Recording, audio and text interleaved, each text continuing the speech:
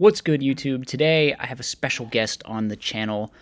This is Times2 based Edison Format player. You've probably heard of him from one of his epic creations before, behind some of the Machina builds and the Lightsworn builds that have been floating around. So he and Fitz and Enfoot, you guys all went to a 3v3 event in where was this event? In Fontana in GX Collectibles. Yeah, somewhere out west that I can't get to because it's far. But Yes.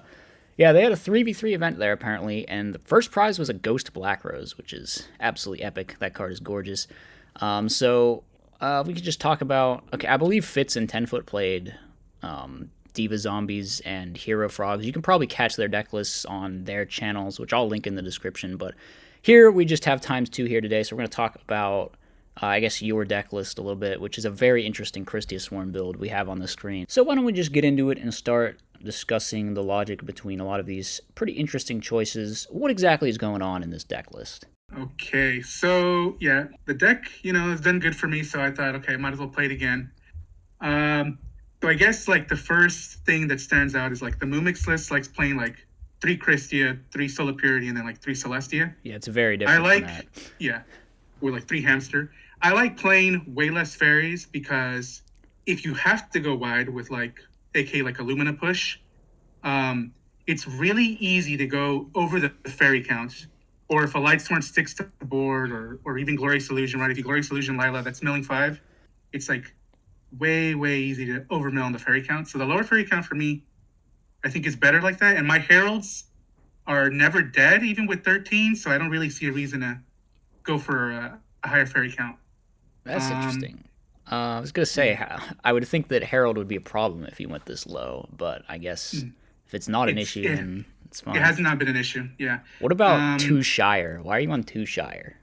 okay, so 2 Shire. So normally, so like this is like the lowest Lightsworn count I've ever played with this deck list. One, two, Normally three. I'm on like an 11 names or 10. I think right now I'm on 9. But Shire just gets big. It gets really big late game. Like Lumina into Shire late game usually like is almost as much damage as Graganith. Yeah, you're also playing Graganith, by the way. Yes, yes. But it's like you don't always have Graganith in graveyard. I just like having a normal summon that really threatens the game. Like, because if you go, like, if you do the Sack Fest, right, which is like JD in a Christia, um, Shire kind of sometimes is like the normal summon that kind of gets you there when you don't have like another option for damage. You're also playing a tech that you're famous for, which is Glorious Illusion. Presumably that goes with the Graganith. So, Yes. why'd you decide to include this card in here? So the reason I like Glorious Illusion is so I'm only on 2 Solar Purity and Light, so I wanted another card that kind of manipulates the fairy count, which Glorious Illusion can do for you. But I also want another card that doesn't just make you like lose your board presence, aka like other lists like play T Roar, like more conventional Lightsworn lists, and Glorious Illusion kind of do that for you, right? Because if you just go like Lila, say Glorious, the Lila's probably gonna get cleared because no deck should have a problem clearing Lila. Then you can Glorious Illusion it back, and it's kind of the same thing as if though you protected the Lila. But it can also do aggressive things, right? Like I've Solar Recharged while having Glorious Illusion face down. You can you can Solar Recharge Lila from your hand, and then ask for response, no response. Glorious Illusion back the Lila, and now it can't get torrential or bottomless, and most of the back row can't respond in that scenario. So now you're getting a free pup with the Lila, and if you have Celestia in hand, your opponent's just losing from that spot. Okay. So what else? I guess the other thing that stands out is the one Compulse in this spot. Okay, Why Compulse over any other trap?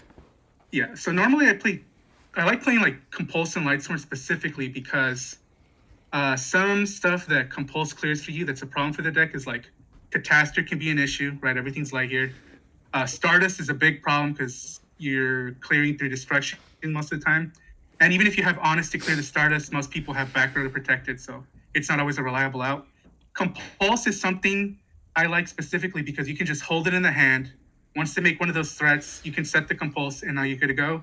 Same thing with Bryanak. Like people can make Bryanak to blow you out really quickly because if you're playing a really passive game where you're just going like Raikou set, they're gonna make well this guy just went Raikou set, no back row. I'm just gonna make Brio and just aggro push. If you're holding the Compulse in the hand, that's good to go. Also, if the opponent goes really aggro and you have to drop an early JD, well, you probably already took damage. You're paying an extra 1,000 with the JD. Now you're like, if they have brain control, you're just dead. But if you have JD Compulse, you're no longer losing to the brain control just alone. So that's kind of why I like it. I see. All right. Why don't we get into talking about the event and how it actually went and what all your matchups were, and if you have anything about your teammates and how they did too, that would be fine to discuss as well. Okay, so this is like the first 3v3 I've ever played in. So some things for me were new. Like for instance, round timers were 50 minutes, which that was nice. That's pretty long. We never went into time. And with Tenfa, Mr. Big Think, that's a rare surprise. 10 for playing frogs, that should go into time every time. Yes. But the reason for the extra allotted time was because apparently you can communicate with your teammates to do their plays, which I didn't know that was actually something you could do. So that was really cool. Wait, what do you mean by that? You can So you're doing your 3 separate duels, but I can show my hand to Daniel because so Fitz was player A, Daniel was player B, and I was player C. So the rule was I can talk to Daniel can talk to Fitz, but I cannot talk to Fitz. Wait, except to Daniel. These are some weird rules. Yes, but you can I can show my hand to Daniel and be like, hey, what do you think I should do in this spot? And Daniel can talk to me, but it cannot be in a whisper. Everybody has to be able to hear it. So that was the rule. I don't know if that's normal for 3v3s or not. I don't think so. I thought it was pretty cool. That sounds wild to me. You just ask your teammate for advice. We didn't really do that. I don't think we ever discussed plays with each other. Our opponents were though.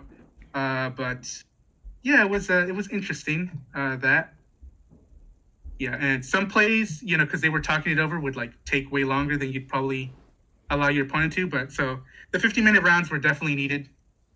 It was nice though. So what were your matchups and how'd they go? Okay, so my first round was Black Wings. Rough. Which is a rough matchup.